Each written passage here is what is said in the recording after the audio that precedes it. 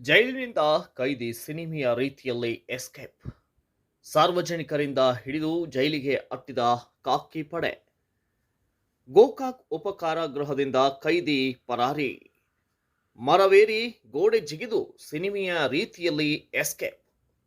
ಯರಗಟ್ಟಿಯಲ್ಲಿ ಸಾರ್ವಜನಿಕರಿಂದ ಆರೋಪಿ ಪತ್ತೆ. ಗೋಕಾಕ್ ನಗರ ಪೊಲೀಸರಿಂದ ಪ್ರಕರಣ ದಾಖಲು. ಎಸ್, ಕರದಂಟು ನಾಡು ಗೋಕಾಕ್ ಉಪಕಾರಾಗೃಹದಲ್ಲಿ ಭದ್ರತಾ ಲೋಪ ಎದ್ದು ಕಂಡು ಬರುತ್ತಿದೆ.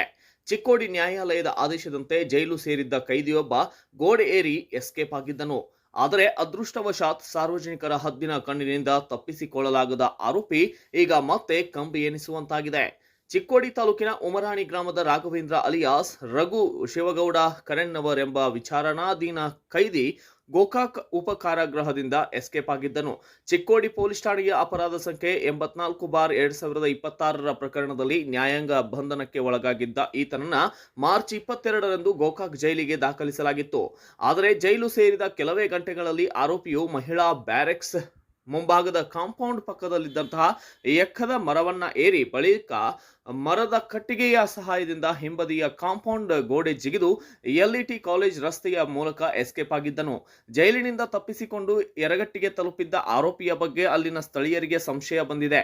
ತಕ್ಷಣವೇ ಕಾರ್ಯಪ್ರವೃತ್ತರಾದ ಸಾರ್ವಜನಿಕರು ಯರಗಟ್ಟಿ ಪೊಲೀಸರಿಗೆ ಮಾಹಿತಿ ರವಾನೆ ಮಾಡಿದ್ದು, ಪೊಲೀಸರು ಮತ್ತು ಸಾರ್ವಜನಿಕರ ಜಂಟಿ ಕಾರ್ಯಾಚರಣೆಯ ಫಲವಾಗಿ ಪರಾರಿಯಾಗಿದ್ದ ರಾಘವೇಂದ್ರನನ್ನ ವಶಕ್ಕೆ ಪಡೆದು ಮತ್ತೆ ಜೈಲಿಗೆ ಒಪ್ಪಿಸಲಾಗಿದೆ. ಈ ಭದ್ರತಾ ಲೋಪದ ಕುರಿತು ಗೋಕಾಕ್ ನಗರ ಪೊಲೀಸ್ ಠಾಣೆಯಲ್ಲಿ ಪ್ರತ್ಯೇಕ ಕೇಸ್ ದಾಖಲಾಗಿದ್ದು, ಜೈಲಿನ ಭದ್ರತೆಯ ಬಗ್ಗೆ ಸಾರ್ವಜನಿಕ ವಲಯದಲ್ಲಿ ವ್ಯಾಪಕ ಚರ್ಚೆ ಆರಂಭವಾಗಿದೆ.